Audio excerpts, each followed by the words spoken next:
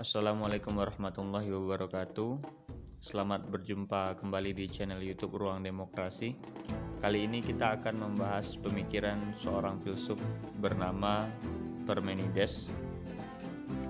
Nah, berdasarkan riwayat hidupnya, Parmenides ini adalah warga kota Elea, tepatnya di Italia Selatan.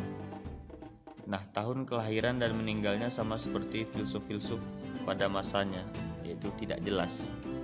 Namun, masa hidupnya diperkirakan berkisar antara tahun 540 sampai 470 sebelum Masehi. Dikabarkan ia terlahir dari keluarga terpandang.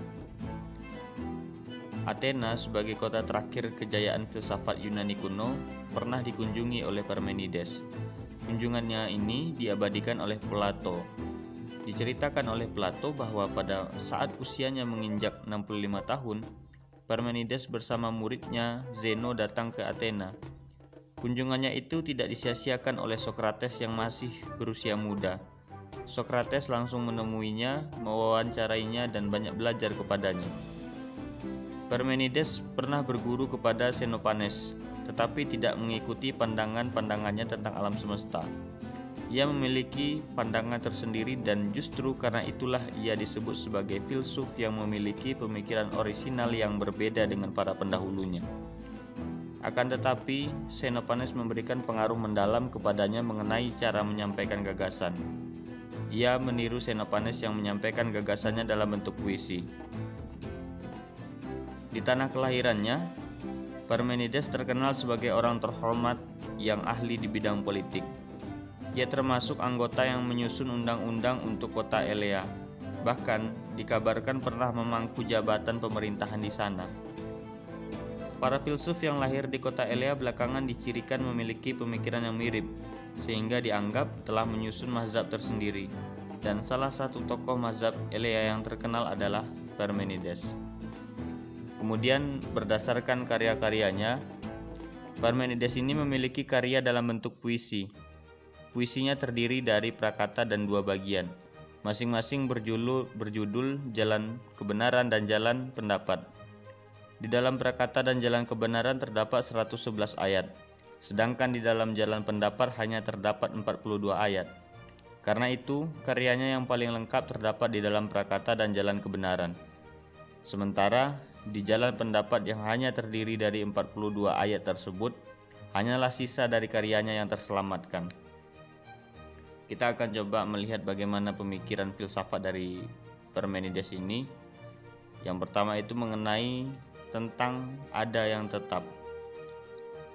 Nah, pemikiran filsafat Parmenides yang paling terkenal adalah pandangannya tentang yang ada.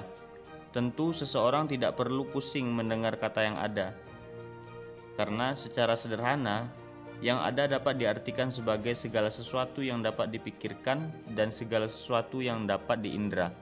Misalnya kursi ada, komputer ada, meja ada, rumah ada, kebun ada, Tuhan ada, tubuh kita ada, dan lain sebagainya. Lantas, apa sih yang menjadi permasalahan bagi Parmenides mengenai yang ada? Yang menjadi permasalahan ialah jika ada seseorang yang berpikir bahwa segala sesuatu yang ada di alam semesta ini dianggap berasal dari ketiadaan atau baru. Misalnya, manusia sebelum dilahirkan dianggap tidak ada, tetapi setelah dilahirkan dianggap menjadi ada. Bagi Parmenides, pemikiran seperti ini tidak benar. Yang benar menurutnya, yang ada itu tetap ada. Artinya, tidak mungkin yang ada itu berasal dari ketiadaan yang abadi, yang ada itu abadi. Untuk lebih jelasnya mengenai pendapat tersebut, Parmenides menunjukkan dua pengandaian. Pertama, orang yang mengandaikan bahwa yang ada itu tidak ada.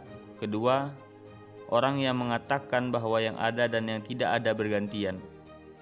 Dalam pandangannya, kedua pengandaian ini sama-sama tidak benar. Pengandaian pertama tidak benar karena mustahil yang ada disebut tidak ada. Sebab yang tidak ada tidak dapat dipikirkan dan dibicarakan. Pengandaian kedua yang termasuk pandangan Herakleitos juga tidak benar, karena mustahil yang ada menjadi tidak ada atau yang tidak ada menjadi yang ada. Sebenarnya, pengandaian kedua sudah terbantah dengan menggunakan bantahan pada pengandaian pertama. Sebab yang ada mustahil tidak ada. Oleh karena itu dapat disimpulkan bahwa yang ada selamanya akan ada, dan yang tidak ada selamanya tidak ada. Lantas, apakah yang ada itu banyak? Menurut Parmenides, yang ada itu satu dan tidak terbagi.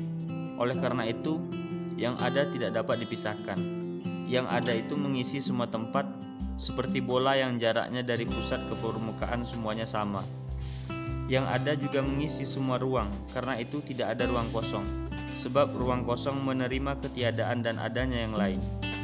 Demikian juga tidak ada gerak, lantaran gerak menjadi mungkin apabila ada ruang kosong, sedangkan kekosongan itu sendiri tidak ada. Selain itu, menurut Parmenides, yang ada tidak dapat dijadikan dan tidak pula bisa dimusnahkan. Artinya, yang ada itu bersifat kekal atau tidak dapat berubah. Perubahan terhadap yang ada sangat tidak mungkin, sebab bila ada yang berubah, maka yang ada dapat menjadi tidak ada, dan yang tidak ada dapat menjadi ada, sebagaimana yang telah ditolak sebelumnya, sehingga dapat disimpulkan bahwa yang ada itu satu, memenuhi segalanya, kekal, tidak berubah dan diam. Jika memang benar demikian, lantas bagaimana dengan pengalaman biasa sehari-hari yang terus-menerus menunjukkan perubahan, kebaruan, dan gerak, seperti yang dikatakan oleh Heraklitus? Sebagai contoh, kita dapat mengamati perubahan tubuh seseorang, yakni dari kecil bertambah besar lalu menua. Kita bisa melihat gerakan batu kerikil yang dilemparkan ke ruang kosong. Kita bisa menyaksikan perubahan siang menjadi malam atau malam menjadi siang. Kita juga bisa mengikuti perkembangan makhluk hidup dari kelahiran sampai kematian atau dari kesempurnaan sampai kemusnahan. Dan masih banyak contoh segala jenis gerak dan perubahan yang dapat dengan mudah kita saksikan.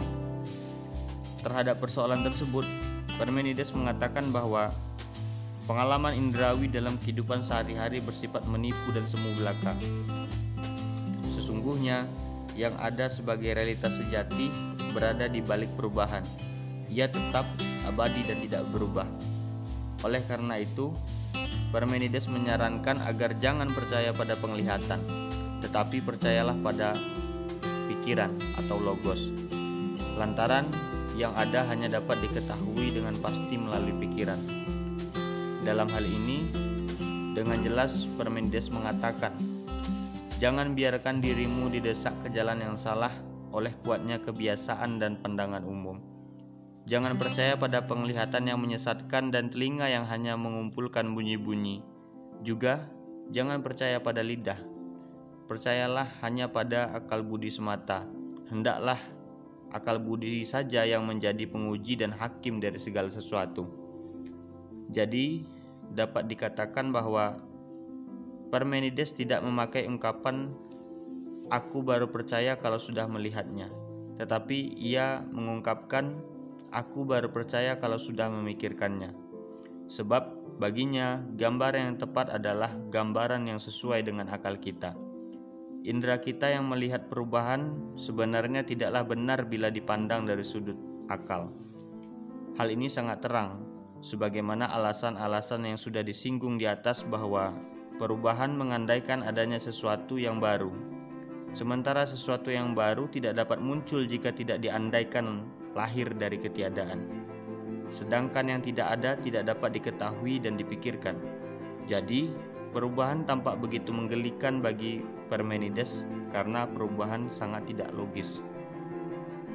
Dengan demikian, sebenarnya Parmenides ini telah membagi pengetahuan menjadi dua macam, yang kelak disebut sebagai pengetahuan empiris, atau bisa disebut juga sebagai pengetahuan yang diperoleh melalui pengalaman atau pencerapan indrawi.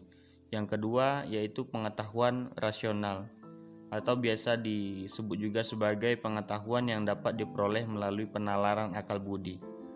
Tetapi pengetahuan yang sebenarnya menurut Parmenides adalah pengetahuan yang diperoleh melalui akal budi. Selain itu, dapat dikatakan pula bahwa Parmenides ini adalah penemu cabang filsafat yang disebut sebagai metafisika atau ontologi, yang menyelidiki tentang yang ada. Sekian, terima kasih, sampai berjumpa kembali di video selanjutnya. Semoga semua makhluk berbahagia.